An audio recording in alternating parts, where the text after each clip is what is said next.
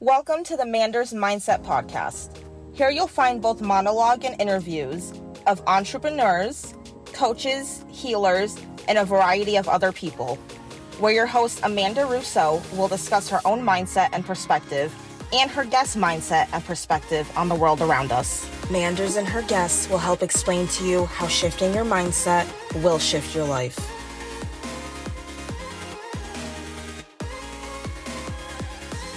Hey guys, welcome back to Amanda's Mindset. As always, I'm your host, Amanda Russo, and I'm here today with Hannah Blackburn. And we are going to get into a lot of different things today. We're going to talk a little bit about body dysmorphia and how that stems from some of the stories we tell ourselves and some of the things we witness within our lives. And we're going to get into a little bit of Hannah's background and everything like that. I'm happy to have you. So I start my podcast by asking the guests about their hooray for the day. No, it's a pretty early day so far, but something positive that has brought a little piece of gratitude or hooray into your life. I love that. Hooray for the day. That's amazing. I went horse riding this morning and I'm learning to do something called shallow loops, which is kind of complicated and a bit long to explain, but it's basically dressage work, trying to get your horse to work well in certain shapes. And I did it really well this morning. So that is a hooray for me because it's quite tricky. Yeah, that was my gratitude. That's awesome. So now I start my podcast by asking guests who they are at the core. So who would you say? Wow. I don't think I've ever been asked that before. Who are you at the core? Wow. I'd like to say authentic. And I think that sounds very simple, but authenticity is power to me. Feeling safe enough to be myself, like truly myself in the world. And I think it's taken me a while to get there, but it takes courage. So I think for me, it's authenticity and power, empowerment. I think that is who I am to my core. And I would like to think that I'm kind. I would like to think that I'm nurturing. Yeah, I would like to think that, I think there's a reason I'm in the job that I'm in. I'm in the service providing world. That's quite a big question. Who are you to your core? And I don't know if people answer that with one word, but I suppose multiple words I could use to describe that. I don't know if that was a well-rounded enough answer. No, you're good. You're good. However you interpret that. I get what you're saying. Now, can you tell us a little bit about your background, upbringing, your family dynamic, where you grew up and the layout of that, however deep you want to go? Yeah, I'm English, which is quite obvious from my accent. I was brought up in the north of England in a place called Newcastle, which is, I'm biased, but I think it's the best city in the world. And I grew up, I had mum and dad, and I have two brothers. How deep are we going to go here? Are we talking about childhood? Yeah. How deep would you like me to go? However deep you want to go, but about your childhood, any big challenges you want to share? Yeah. My parents at their core are very loving and very caring, and they really did the best that they could. My brothers and I, we played a lot of sports growing up. So my dad was very, very supportive of the sports that we did. He would get up at 5 a.m. to take me to swim training twice a week. My mum was and still is a very hard worker and has always worked very hard as a doctor to provide for us, and is literally my favorite person in this entire world. So I grew up with, I feel very privileged to have grown up with the family dynamic that I had. Having said that, there were challenges, of course, like in all family dynamics. I think my parents were very pressured, and I think they wouldn't deny it if I said that it kind of felt like growing up with two parents who were divorced but were still staying together. And I know that they were staying together for us, which I think is very selfless in many ways.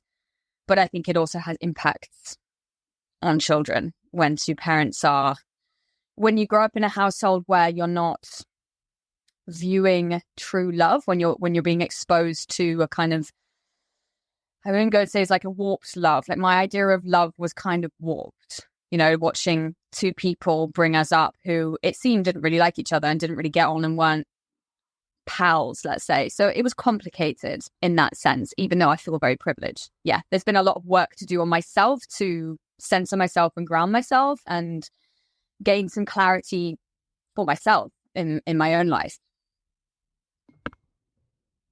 Okay, I gotcha. Younger, both younger. Okay. Yeah, they were never married, and I don't know if that's a good or a bad thing. I think potentially a good thing. But yeah, they are still together. And I think now it's got to the point where they're a bit older and there's more of this caretaking that's going on because, to be honest with you, it would break my heart if either of them were living alone because, older people can die of loneliness. And it's not a very nice thing to imagine anybody going through who you love and you care for. So I'm kind of glad, even though there's still this feeling of, my mum still resents my dad in many ways, I think. But there's more camaraderie between them, which is comforting for me to see at this stage. There. Now, do you still live close by them in proximity, or? I'm in London, so in terms of distance, it's pretty much on the other side of the country. But the train system's very good, so you can get there in about 2.5 hours. Any other big wins from your childhood? I was a very confident child. And this is interesting because I speak to my mum about this often. I'm like, where did I have to piece that back together? Because I remember I was so busy as a child. I loved doing stage school, like acting and singing. I was a bit of a show off. And I'm a Leo in my sun sign. So I almost sense that it's something to do with that, like love to shine. And I really remember at school, if there were plays, and they announced this play called Bugsy Malone. And I think I was in my final year of primary school, the first school in England. So I must have been 8 or something. And I remember thinking in my head, oh, I'm definitely going to get the main part. Move out the way, people. I am going to get the lead role. I had that kind of confidence as a child. And I could sing and I could dance and I could act. But it was just incredible. Like when I think back to how I was, I can feel that sense of confidence in me. I'm like, wow, that was so effortless. And this is what I love about children and authenticity, going back to that point. They are so unafraid to be themselves and to claim what they want a lot of the time and to claim who they are. And I think it's beautiful. So I think for me, that was a huge win to have that and to be able to embody that shamelessly as a child. And it makes me feel very warm and very nice inside, actually. When I think about it, I'm still in touch with that 8-year-old for sure. So you would say you are still just as confident as you were back then? No. I think I have an essence of it. I think I'm rebuilding it. I think some things, as we all experience in life, have happened throughout my life. And I don't know whether it's one big moment. I think it tends to be an accumulation of things, has broken that confidence, I think, because my self-esteem, I would say I love myself now, but it's not quite unconditionally. And that's what I'm working towards. It's unconditionally. And this is going to lead us on to a conversation today, is loving my body. That's something that I definitely don't love unconditionally. And my self-esteem isn't 100%. Like, I know I can be affected by others if they comment on me. So it's not quite there, but I know that it's in me somewhere, and as I can kind of touch base with that 8-year-old. I'm like, the essence is there and I know what the truth is, but somewhere down the line, I've created a belief that I'm not fully worthy, or I'm not, all of the things that I used to embody, I suppose. But yeah, that's what I would say. Okay, I gotcha. Where'd you go post 18? Was it college? Was it something else? Yeah, it's university in the UK. So I went to a place called Liverpool. I don't know if you've heard of Liverpool, but it is the most fun place. Probably the closest to Newcastle that I could get. So if you're from England, you can resonate with this. The northern cities, the type of personality, there's a type of charisma, there's a type of energy. Liverpool was pretty close to where I was from, so I felt very at home there.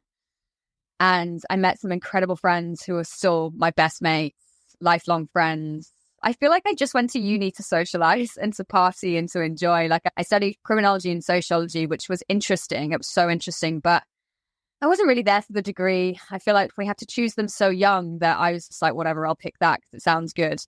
I was just there for the ride. So yeah, it was epic. Very memorable. Okay. Now you said criminology, right? Yes. Okay. Now I went to university as well, and I got my double degree in legal studies and sociology. That's interesting. Did you pursue anything within that realm? It's interesting because I found the way that I taught sociology incredibly boring, to be honest with you. I found it just incredibly dry. I loved the criminology modules, but the way it was taught, and maybe I just wasn't in the mindset for it back then. Sociology now for me is very interesting, and psychology in particular. And I think if I could go back, I would probably choose psychology because I find psychology fascinating. So I feel as though I've gone down the realm of, let's say, investigation because the who I am, and actually maybe coming to think of it, maybe this is who I am at my core. I'm a bit of an investigator. I'm a bit of a truth seeker, I suppose. I'm a bit of a knowledge seeker, I guess. I want to discover things and deepen my learning and deepen my expertise. And I think I'm a coach and a Pilates teacher. And there's something about criminology and sociology but fits into that because it's very much about investigation and looking at the way that different parts of the world coordinate with each other and how the world is set up in certain ways to suit some and to not suit others so much. I'm still very interested in that. So I'd say from a personal perspective, I'm still very in tune with that work. Now, post-college, where'd you go from there? Post-college. So I was 21. I went traveling, actually. This is where my career kind of begun in terms of, yeah. So when I went traveling, living abroad for 3 years. So I started in Asia, went to Bali, went to Vietnam, did all that lovely touring, Cambodia, all those countries around there. And then I went to live in Australia for a couple of years. And then went to live in New Zealand for about 6 months and then came home via India. I think I went back to Bali, Thailand. So yeah, spent a lot of my time on the southern hemisphere. But during the early stages of my trip, it must have only been about a month in. And I was 21. I used to drink a lot back then. And I used to get quite, never really used to be able to control myself. And I remember I was on a boat party in Bali and we must have just been throwing drinks all over the place or they were just falling out of our hands and the deck was really slippy. And on some of these boats, you have these really narrow staircases where the toilet might be at the bottom of the staircase and you've got to climb down this, like I said, incredibly narrow staircase to get to the toilet. And I vaguely remember this, but I slipped. And I remember landing horribly, but apparently I landed on my neck. And I don't remember getting home. Must have had, I'm pretty sure I was like standing after that, but that could have been it could have gone really wrong. And this is such a, I can almost laugh at it now because it's like as if I did this, but, classic 21, didn't have any travel insurance. So went back to my accommodation and I was literally lying in a dorm. There was 2 other people that I'd met that literally were like, why are you being so pathetic? Get up. They thought I just had a hangover. I thought I'd broken my spine. I was lying in bed for 3 or 4 days, literally unable to move. At the time, I mustn't have told my mum because she's only found out about this recently, but I told her the story. I'm pretty sure I didn't tell anyone because I was like, God, I can't go to a hospital. I'm going to have to pay thousands of pounds. About 4 days later, I managed to get out of bed and literally I was limping, started to get my back massaged and things were getting better, but there was just this real dull ache in my back. And this is actually what led me to be a Pilates teacher because I discovered Pilates about 6 months later and started to do it as a rehabilitation on myself and then realized, okay, I can actually build strength here. That's the start of what could be a long tangent, but it's quite a big part of how this work started for me. Yeah. Pretty brutal. Wow. You said boat party in Bali and I was like, that sounds like a blast. Oh my God. I was not expecting that to be the end of your story. Yeah. Wow. That's intense. Okay. And 3 or 4 days you were not moving.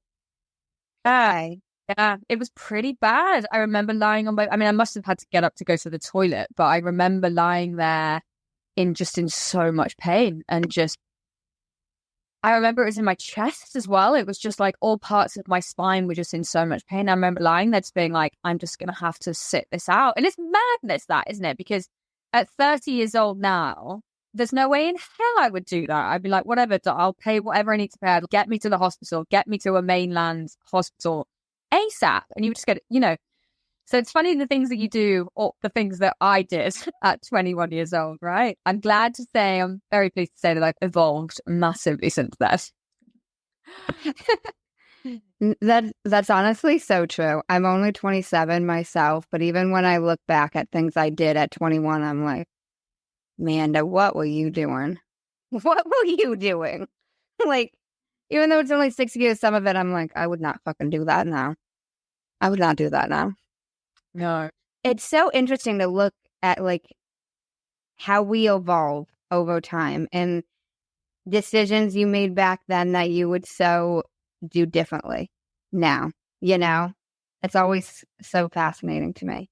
So now you mentioned you got into Pilates after this incident with your neck. How did that come to be? So I think it was when I was in Australia, actually. I was really struggling with this back pain quite a while. And it took me maybe 6 months to discover that Pilates actually existed. I think I was living in a place was I living in Brisbane? I think it was either Brisbane or Byron Bay. I remember doing classes when I was living in both of these places in Australia. Brisbane is quite chill. Byron Bay is this incredibly, I'm going to use the word hippie because that's what tourists would say. It was like, walk around in no shoes. I used to drive this Mitsubishi Lancer with a 9'2" surfboard going across the car, so I could never see my left wing mirror. But that was fine because I was in Byron Bay, and I would just drive around, like that. I learned surf. I would go surfing in the morning. It was, I would work maybe like 10 hours a week as a waitress. It was epic. But I started to very different to my life in London, so I think that's why the contrast is just it's incredible. But I started doing classes when I was in Brisbane, and I just started to notice this difference in how I felt and what I looked like. I wasn't particularly body aware, and I didn't realize what good posture was or what bad posture was. I think I was very what's called kyphotic, which is basically where you're kind of hunched over forward. You see this a lot with people nowadays because everyone's sitting at desks, but I was very hunched forward. I just remember looking at my body and I started to gain muscle like abs because at that age you build muscle quite quickly. So I remember looking at my body being like, wow, like A, this makes you very toned, but B, it makes you feel very strong and very supple and it just brings your shoulders back. And there's something about bringing your shoulders back which just makes you, it makes you look more confident, but it also makes you feel more confident because you kind of just, I look a bit more, I stand better, I sit better. And so it started that way. And then I continued to do it for a few years. I think it then got to final part of my trip and I was traveling around in New Zealand with a friend from home. We were in a camper van and I was doing it online and was getting stronger and it was becoming more interesting to me. I was starting to feel quite homesick and starting to kind of not lose the zest for travel. I was like, I want to be a bit more grounded. I want to maybe start my career now. I was 24. I was like, I want to at least start something that's going to take me on a different trajectory than just traveling around, as nice as this is. So I made a decision to book a Pilates course in London a couple of months after I was due to come home. I did quite a lot of research and I ended up choosing this incredible guy. His name's Alan Herdman and he brought Pilates to the UK in the 70s. No one was doing it here then. He brought it here from America. And so I trained with him. So he's incredibly knowledgeable and part of the furniture really. So I came back, studied with him. And then that began my life in London, which was 6 years ago now, more or less, 6 years ago. Yeah. And I've been teaching ever since. Now, how did you start teaching? Did you start teaching right away after that course? Yeah. Applied for a couple of studio jobs. So Pilates is now very popular in London. There are studios pretty much in every borough. But I started in a studio, it's in Islington, and I did a bit of online work, I think, for some agency. And I think I was kind of hopping from different studios. Maybe that was for the first year and a bit. I decided, I was like, oh, I really want to work somewhere where I can work for a solid 5-6 hours and be a bit more part of a team. Because I think when you're a Pilates teacher, it can be, especially as a freelancer, it could be a little bit lonely, or it depends what you want or how you want to work. But I think, sometimes I was working in studios, teaching on my own. I teach the equipment. And so I was loving it. I was loving the clients, loving the energy. But it kind of got to the point where I was like, I kind of want to be in like a team environment. So about 3 years ago now, I applied. Well, actually, before COVID, there's a gym called Equinox. It's Equinox, actually, is pronounced. I better pronounce it Equinox on this podcast. It's an American franchise, and they have loads of gyms in New York and all over America, actually. And they've got 3 in London. It's a really nice gym. It attracts very interesting people, self-made, a lot of entrepreneurs, a lot of very clever, very successful business people. So it's a very cool gym. And I applied for it just before COVID, and I got the job, and then COVID struck. And of course, because COVID struck, they were either letting people to go or not taking people on. So I was like, oh, okay, cool. So I let that go. COVID happened, that was like 2 years or something like that. I was being paid to be off work. So I had kind of income coming through. So I didn't really work during that time. COVID ended. I was working at this place called Royal Automobile Club in London, central London. It's an old members club. I think the land is owned by the Royals, and this is in a place called Pall Mall. It's this very grandiose, beautiful building, like 4 floors. The club has restaurants and bars and snooker rooms and all sorts of things, and they got a gym downstairs. So I was working there for a while. And I just decided, I was like, I don't really want to work in this particular role anymore. I want to make a change. I want to do something different. And I thought, I wonder if Equinox is hiring. And so I applied again, and they were like, yeah, we are. And they were like, you're going to have to come in and audition again. I was like, yeah, sure, I'll do that happily.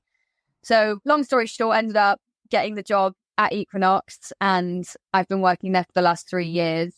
It's incredible. It's given me so much opportunity. I've actually met some of my coaching clients and my somatic experiencing clients through the gym. So I'm very exposed to quite successful people who want to develop themselves. So it's a perfect environment. I'm starting to make my way out of that role now as I start my business. But yeah, that's pretty much where I've been in terms of my teaching for the last 5 years. No worries, you're good. So now you said you knew you wanted to change. Something had to change. And that's what made you look to see if Equinox was hiring again. What made you feel like that internally, that you needed that shift? Yeah, the job. Because I've always had this entrepreneurial side to me, because I've never enjoyed working for anybody else. I was always a bit naughty at school and at home, and I was quite bossy. Like as a little girl, I wanted to be in the lead, wanted to be in authority, wanted leadership, I suppose. And so I think it got to the point where in this particular role, it wasn't paid very well, and I was being overworked. And I just wasn't enjoying it. And I was starting to understand energy and vibration, and the idea that if I want to make a change, I have to get rid of what isn't working and what's not making me feel good. Because if I'm in a place of not feeling good, I'm not going to be able to take myself to the next level. So I was starting to understand that energy exchange and how the world works in that sense. And so I was like, even though I'm sure most people, when they're leaving a job, have this thought, it's that slight, am I going to have enough income? I live in one of the most expensive cities in the world. Is it the right time? But then I was like, actually, if I'm not happy, there's no point. So I actually left the role, and I still work there, but as a freelancer. So it's better paid, and it also gives me the freedom to decide if I want to work or not. So I think there was a freedom aspect to it. It's I want to decide what my schedule looks like, not you, i.e. this club. So I think it was this internal feeling of just intuition, I suppose, just this intuition of I'm meant for more. I'm meant for bigger things and better things, and there's more out there for me.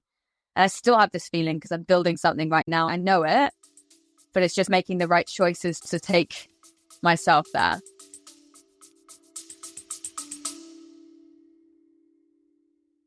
Thank you for listening so far. Every Monday, you can start your week with our Monday Mindset Shift And every Friday, you'll end your week with For Your Mind Fridays. Stay tuned for more ways to elevate your mindset.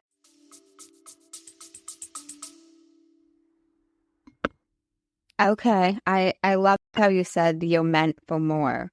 But I agree. It's a big eye-opener once you start to realize how energy is everything. You just can't put yourself in certain environments, certain situations. I really started to understand even more so the concept of energy after a plant medicine ceremony that I did. And I know that you've done ayahuasca as well. Now, what did that open your eyes to? How time have we got?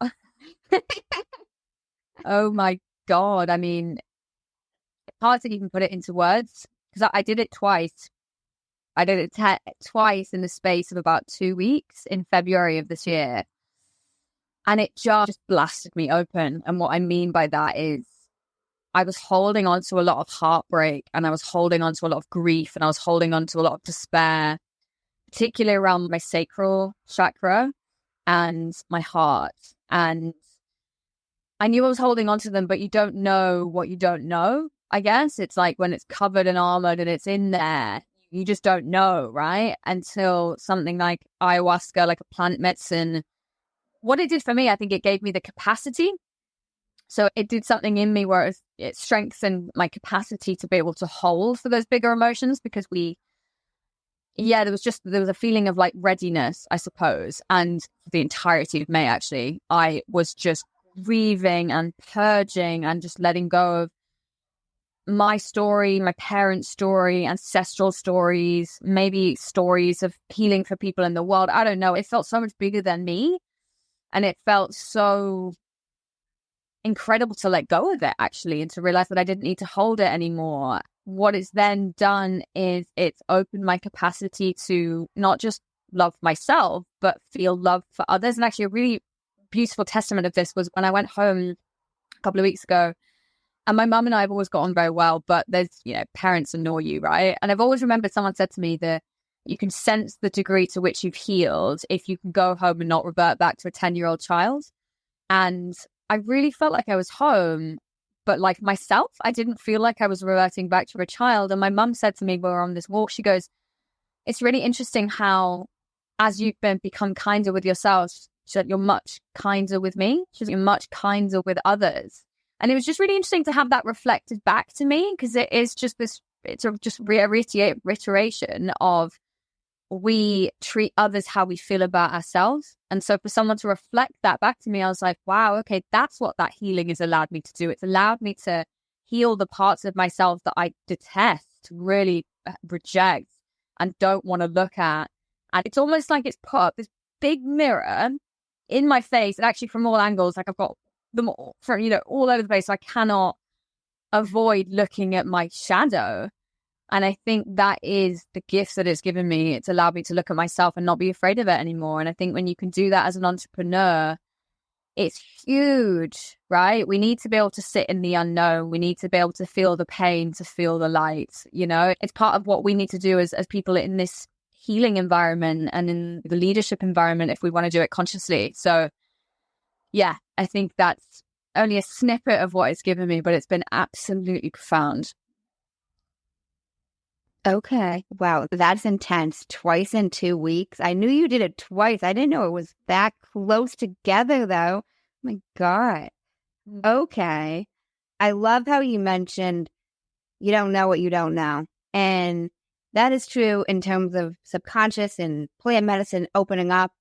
But I think that is so true with every area of life. Even anything you're starting, anything you're doing. So many people will always be the first to say, like, why'd you do this? Why'd you do it this way? Again, you don't know what you don't know. And that is something I have said to so many people, even in terms of my podcast, because why do you do it this way? Why do you record this? Literally, I don't know what I don't know.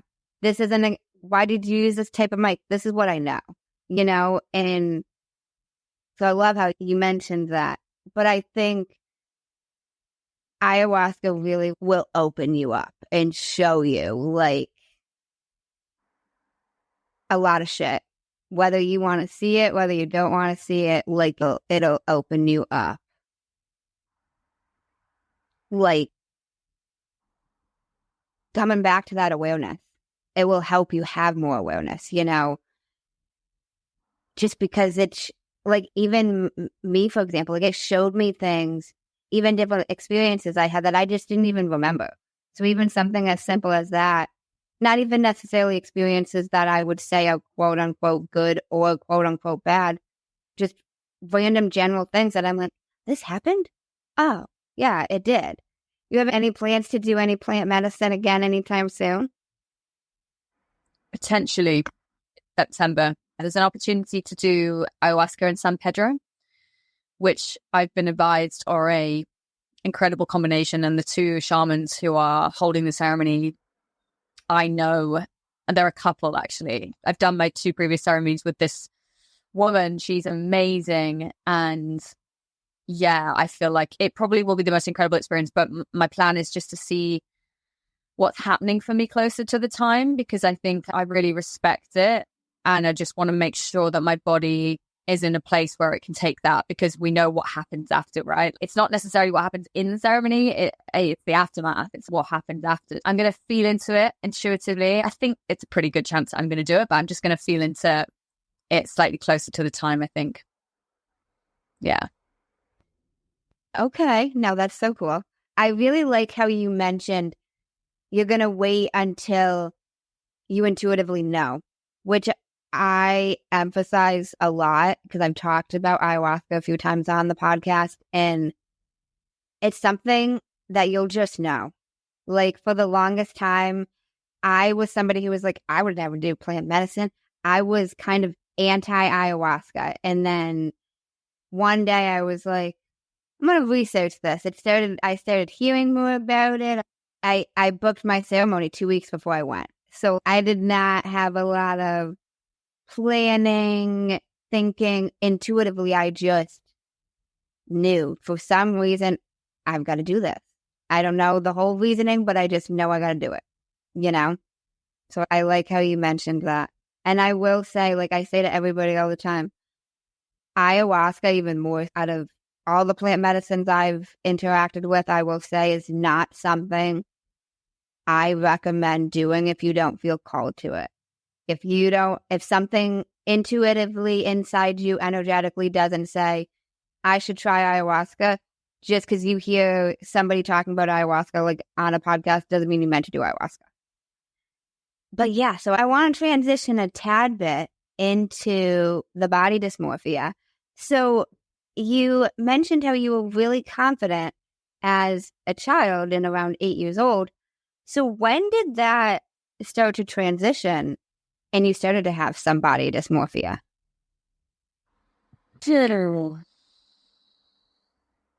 It would make sense that it started when I started secondary school. So it would have been around the age of 10.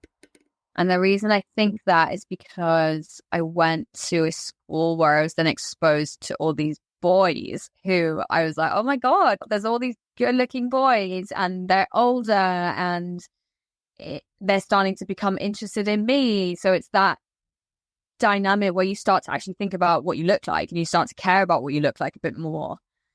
And you start drinking alcohol throughout that time and you go out and, you know, it started during that time. And I think I put on a bit of weight at one point because when you drink a lot of alcohol and you don't exercise so much, perhaps because I think I'd stopped doing a lot of my sports then, I think I put on a bit of weight. And I think I remember then realizing that I put on weight and then feeling like, oh, okay, I kind of need to go and try and lose this now. And I remember losing the weight and a particular man, actually, or boy, starting to notice me or being noticed more when I'd lost the weight. And I'm only thinking about this now, actually. I've never really spoken about it in this way, but there could well have been a correlation between, oh, when I'm skinny, boys like me, or when I'm skinny, I get more attention, and therefore that says something about me. So I think somewhere, there's so many things that can happen, but that could have been one of the reasons as to why. And I think maybe without realizing it, because my mom definitely has a bit of body dysmorphia. I think a lot of women do. I think a lot of men do, to be honest. I think it's a very universal thing, but I feel as though some of it might have been inherited as well. And then I guess moving on to university after that, you just carry these things through. And I think I had my first big relationship when I was 17 to 19. It didn't end very well. It ended leaving me feeling quite rejected. He was a bit older.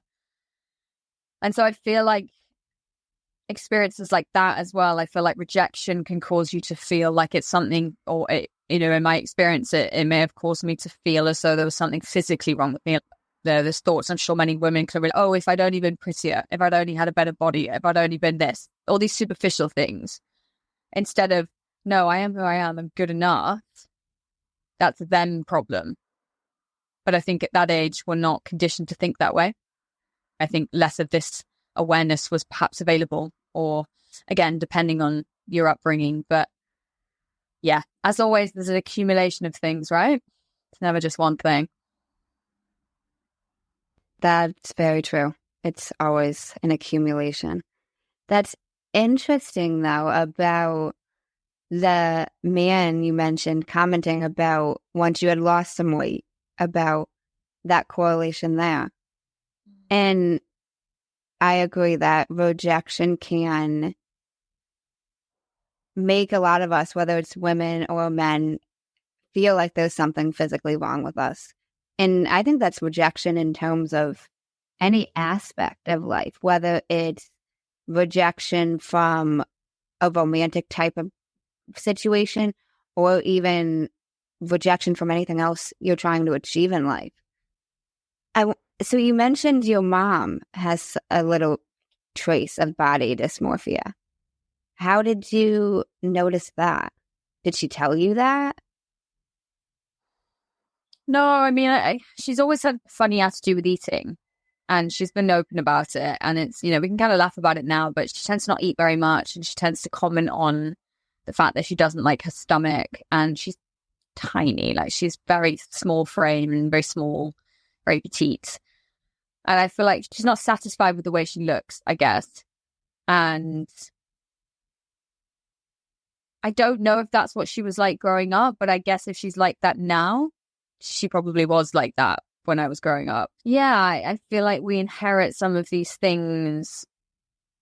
Even if your mum's thinking it about herself, she might not even need to say it. I think kids are so intuitive that they absorb so much on a very unconscious, energetic level.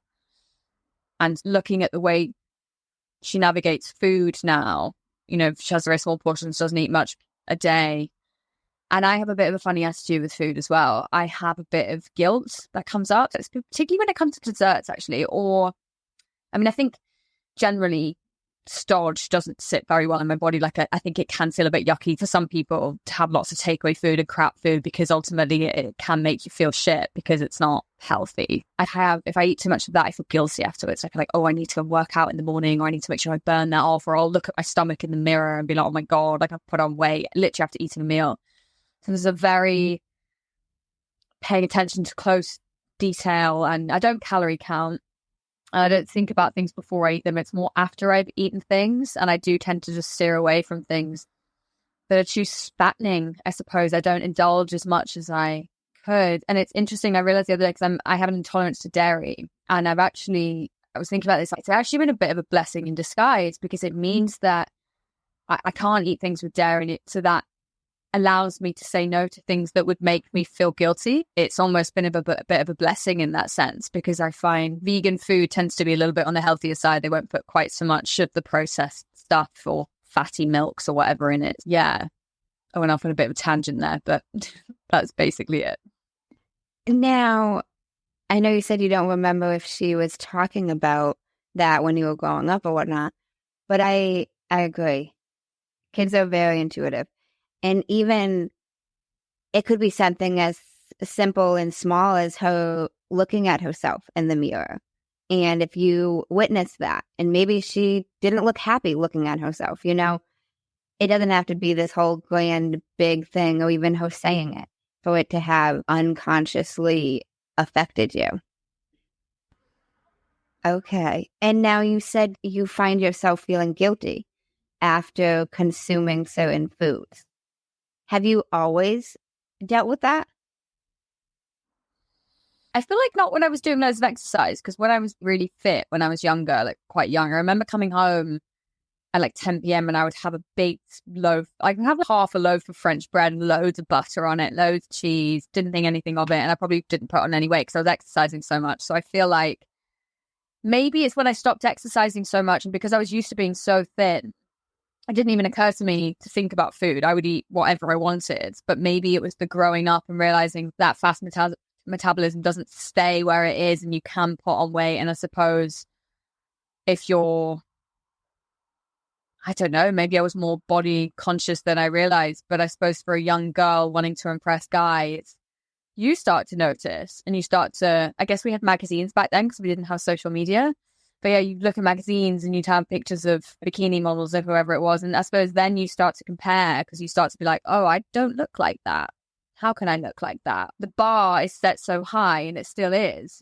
So I suppose you just become more aware, don't you? You become more aware of other people have a boyfriend.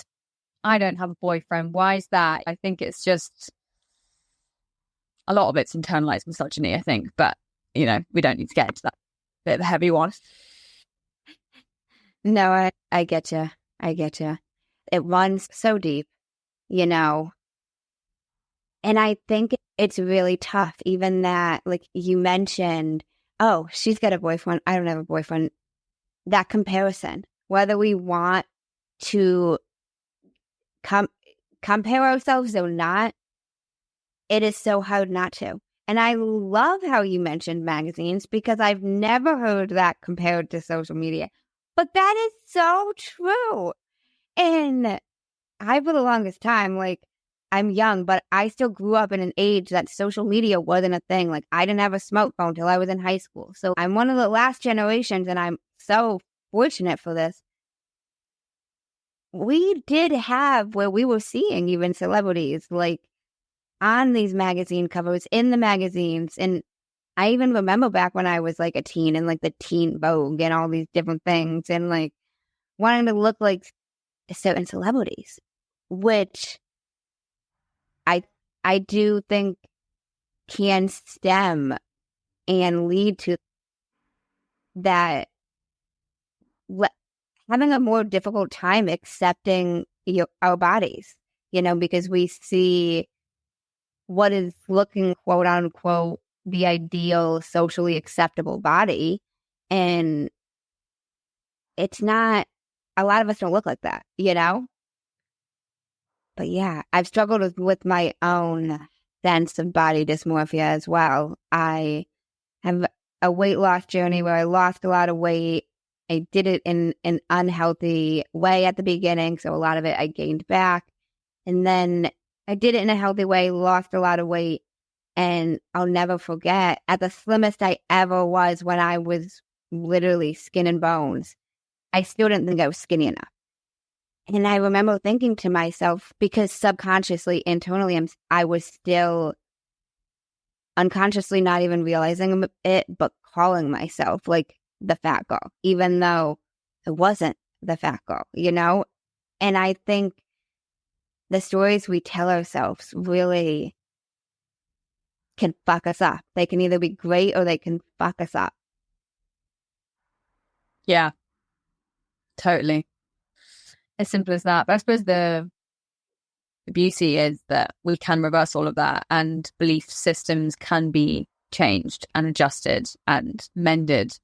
And I think that's the important thing to note, that, yeah, I think it is just, we live in a male-dominated society where a lot of the creations around an imagery on what women should look have been created by men. So it's not through the lens, it's not through an accurate lens through which we view it throughout most of our lives. So I think it's a case of being aware of that. The older you get, the more aware you get anyway. But I think this is where it's the responsibility of parents to do their work so that then they can pass the information down to their children and infuse this idea of you are perfect just as you are. There is going to be a lot of things out there that tell you that you're not.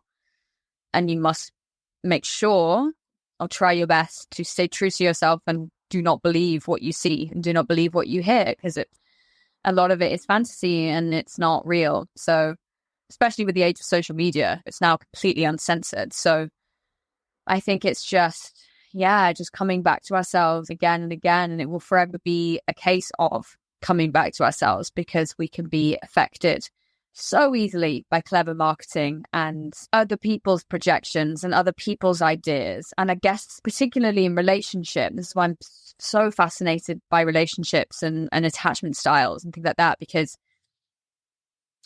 it's been very common for me in my relationship history to view myself and view my worth based on how another person is treating me. And it's been a big problem throughout my relationship, throughout all of my relationships. And it's, I didn't even have the awareness of that throughout most of my relationships. And I suppose now having the awareness, that's why you can change things, right? When you're aware of a problem, that's when you can change things. But there's a lot of projection there, I think, as well, where body dysmorphia could come from as well. This is bringing something up for me. So 17 to 19, this first relationship of mine was probably the more serious relationship. And he must have been about 5 years older. And I remember this very distinctly. He was a promoter in Newcastle. That means he used to run nightclub events. And he would always be surrounded by girls around his age. And so I guess around the age of 24, you start going to the gym a bit more, you got muscles, and you're looking after what your body looks like a bit more. And because I was 17, I suppose you care a bit less about that, I think. Or I did anyway. And I remember him saying to me, we were lying in bed one morning, and he was like, oh, you're not, what does he say? He was like, you're not muscly, are you? Or you're not toned. I remember him saying this. I remember him being like, oh, you're quite slim, but you're not toned. And I also remember maybe one morning I had a bit of a bloated lower stomach. I remember him kind of patting it and being like, oh, you're a bit tugs. I think that might have been the word that he used. And it's little things like that can be so detrimental for a young girl, because without realizing it, you've absorbed that and that's become a story. Without realizing it, because you're not even aware of what's happening. This person's projection has hit you, and then you're like, oh, that must be something to do with mine. And then I suppose when it becomes like that, then lays the foundation for other things to also sit on top of that. It weakens your sense of self and it weakens your self-esteem. And then, once you've lost that core self-esteem, unless you start to do the work and you get help for that, you're in a bit of trouble. You're more susceptible to criticism and you're more susceptible to those lower vibrational beliefs about yourself. So yeah, that was an interesting example there.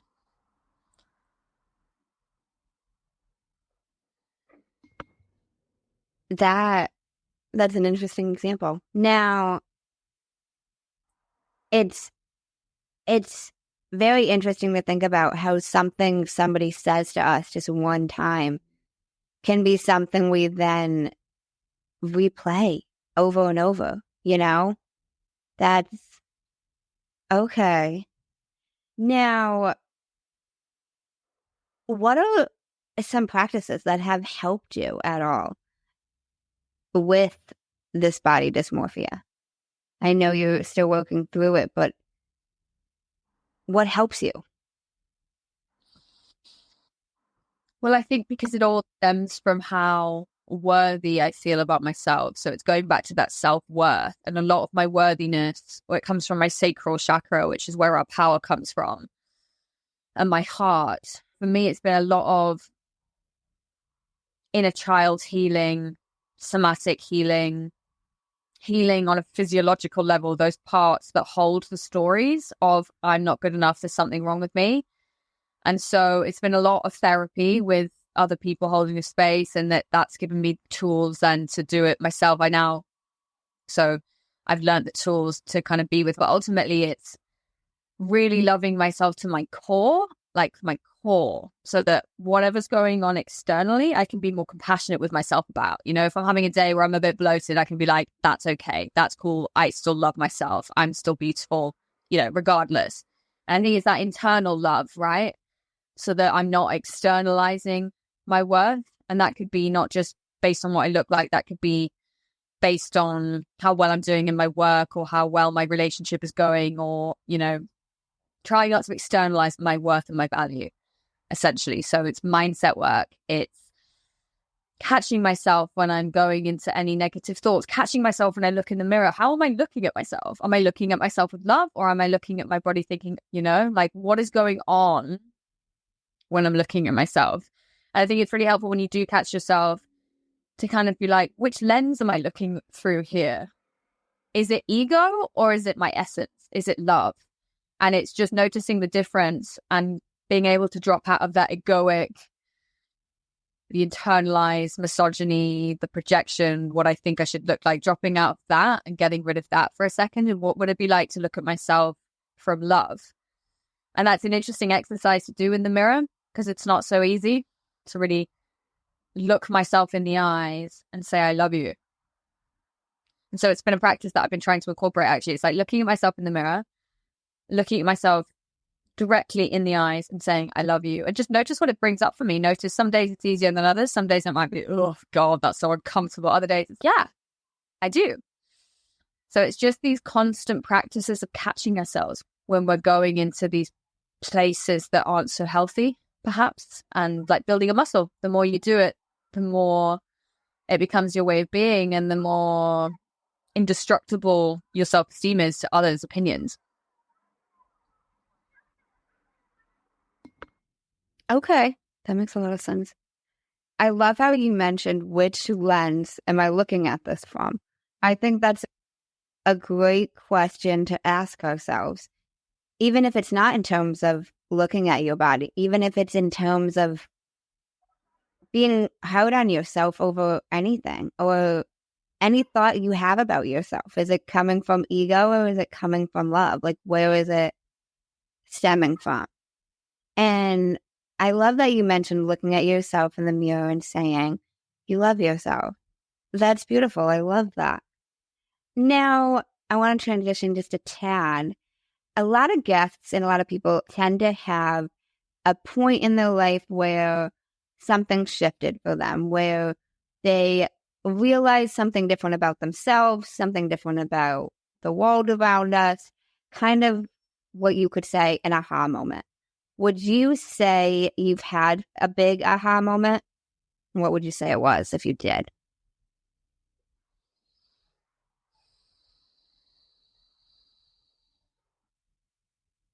I think I've had some. I think actually maybe one of the biggest, more memorable recent breakthroughs I've had is when I went home. I mentioned a couple of weeks ago, and I spent some time with my mum, and I spoke to her a little bit about hers and my dad's relationship, and was just asking some questions. Just wanted to get some insight, just to kind of understand where some of my beliefs about men may have come from and where my beliefs about relationships may have come from. And it was so obvious in that moment where my beliefs have come from. When I got home a couple of days later, I did some journaling, and I had a really big, really, really big release from around my solar plexus, as it normally comes from. And a lot of grief and sadness. I had the logical piece of information of what I'd gathered from my mum, her story. I realized that I was holding on to some of her stuff. And I was like, wow, I knew logically that we could hold on to our parents' stuff, but I didn't really know what that felt like to let it go. And so I had a moment of releasing, and it really felt like I was releasing my mum's story. And I genuinely felt very different after I'd had this cry. My perception was different. What was going on for me at the time in relationship, it was just different. And I felt differently about myself. And so that was a very big aha moment, because I was like, oh, so I'm carrying your stuff. And I just had the sense, I was like, maybe I've set you free, my mum. Maybe I've set my mum free in some way energetically as well, right? There was just this real sense of connection to source. So that was probably one of the more memorable breakthroughs for me. Now, Have you heard of a man named Jay Shetty? I have. I love him. Now, he's got a podcast called On Purpose, and he has two ending segments that he ends his podcast with, and I've incorporated them to my podcast. The first segment is called The Many Sides to Us. There's 5 questions, and they need to be answered in 1 word each. Okay? Number 1. What is 1 word someone who was meeting you for the first time would use to describe you as?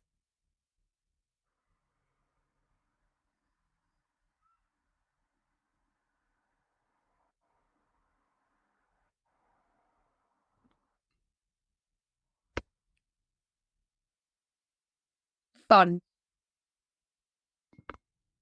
Took me ages to think about that.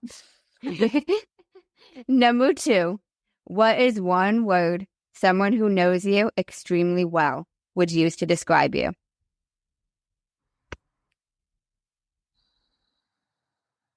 Loyal. Number 3. What is 1 word you'd use to describe yourself?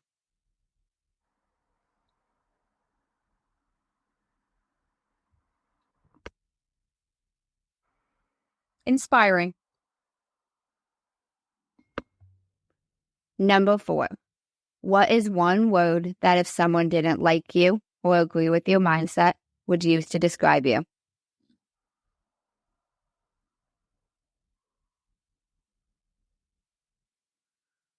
It's a good question.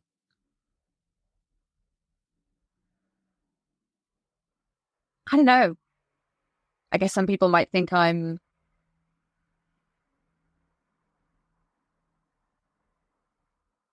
I don't know, because I'm like... I think I'm great. Maybe weird? I don't know. Maybe. But, weird is... What is 1 word that you're embodying right now? Confident. Okay, that's awesome. 8-year-olds now. The second segment is the final 5, and there's 5 questions, and they can be answered in up to a sentence. Number 1. What is the best advice you've heard or received?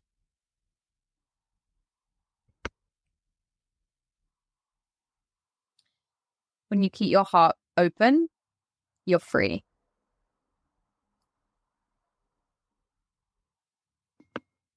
Why is that the best piece of advice? Because it's so true and it's everything.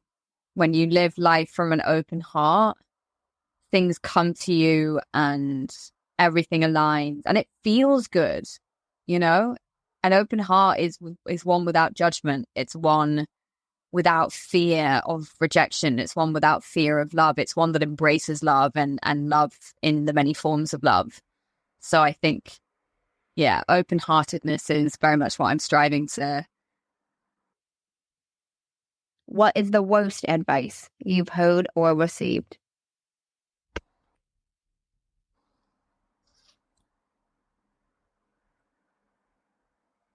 I would say generally, when I ask, God love my friends, but I think sometimes I basically realized not to take anyone's advice for a lot of things, because not that it's not good advice, but it's not my view. It's not it's not my truth. So I think in general, taking advice from friends about relationship, I love my friends to death. And I know they're always so protective and I know that everything comes from love. But I always realize whenever I listen to other people's advice, I'm like, but that's not my truth. That doesn't necessarily align with what I think. So I think just generally listening to people's advice, but not necessarily taking it, because you've got to follow your instinct. What is something that you used to value that you no longer value? Adjusting my behavior to please other people. Yeah. Okay. Now you used to value that? Unconsciously, yeah. I think I people pleaser without realizing it. but now I'm onto myself and I understand what that looks like, I'm much more able to be like, is that really something I want to do, or am I just doing it to make them happy? And now I'm very much, and again, this is where it goes back to the authenticity of my core. That's who I am. I'm going to be me, even if you don't like it, because that's on you if you don't like it. Obviously within reason, I consider myself a respectful, kind person, but you know what I mean.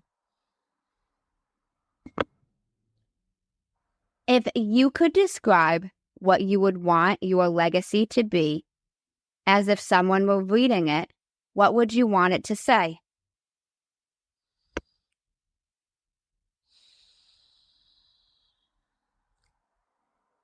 She lived a life devoted to love and kindness and helping others to see their own light. That's beautiful. I'm going to have to write that down later. I like that. If you could create one law in the world that everyone had to follow, what would it be? And I'm going to want to know why. Everybody has to deal with their own shit. Everybody has to do the work, because the more people that do the work, the less trauma, the less less violence, the less anger, hatred, all of the shadow emotions that cause the terrible things that happen in the world. And it would be a specific requirement for those in power. So those in government and those in leadership, specifically for them. And then that can trickle down to everybody else.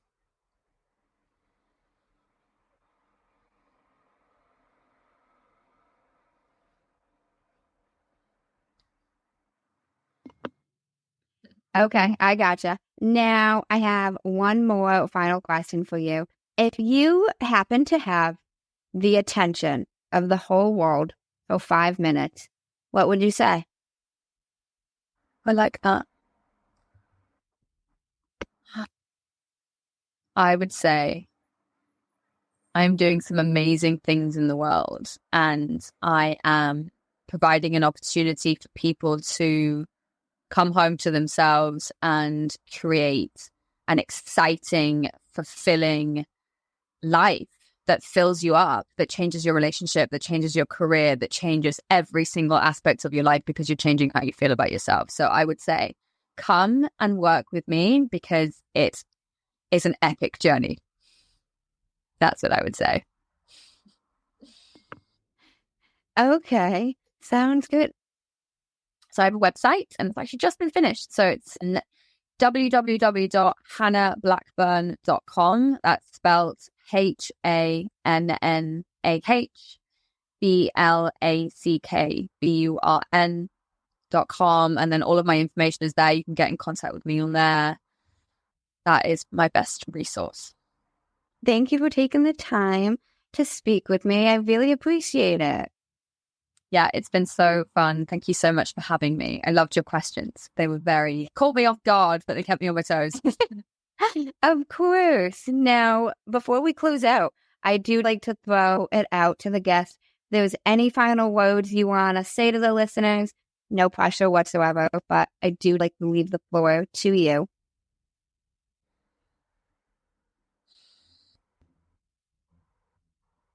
I would say just whatever you're doing in life, ask yourself the question, can I let this be easy? Can I let this be easeful? And just notice if that shifts something, or notice what that does for you.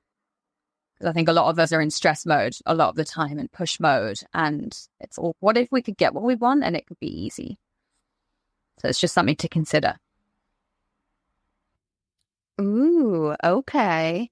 That is an interesting point. Well, thank you so much. Again, I really appreciate it. Anytime. And thank you guys for tuning in to another episode. In case no one told you today, I'm proud of you. I'm rooting for you. And you got this. As always, if you enjoyed the show, I would really appreciate it if you would leave me a 5-star rating, leave a review, and share it with anyone you think would benefit from this. And don't forget, you are only one mindset shift away from shifting your life. Thanks, guys. Until next time.